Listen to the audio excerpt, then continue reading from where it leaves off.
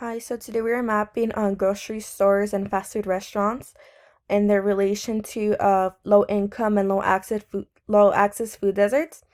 So for here, I already mapped the areas of the low income food deserts. So for this, I used the data from the USDA.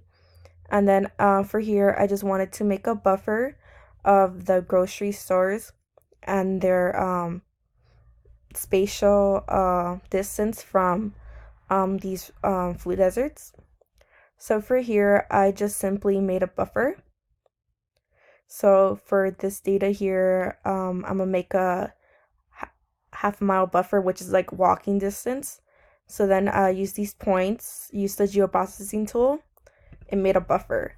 But since this is not a good way to illustrate the overlapness, I just simply made it transparent in a lighter color where I got this. And then I also took away the points just to make it a little bit more comprehensible to read. And I also did this with the fast food restaurants for the half mile as well. And as you can see here, I also made a buffer for the 1 mile.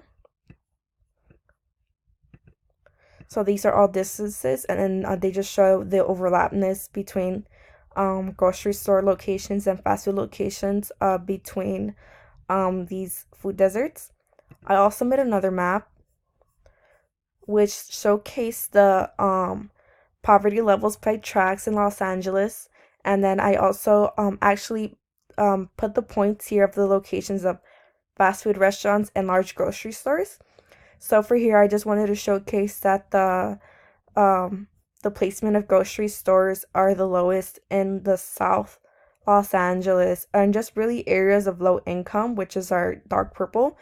And then there are more fast food restaurants, which are the triangles here, in these high poverty levels of communities.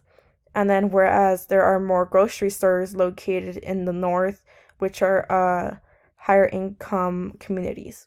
So for my overall message, I just wanted to show that food deserts are something that can happen in Los Angeles. It's just not a rural thing.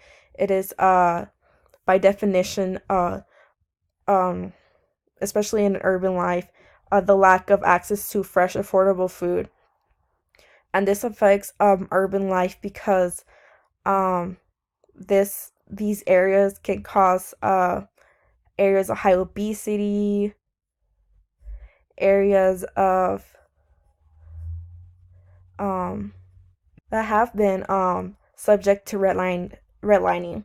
So I just talk about how redlining, these areas are also areas that are fall between the red line communities. So a lot of these areas, especially that are food deserts, have not attracted a lot of businesses due to redlining.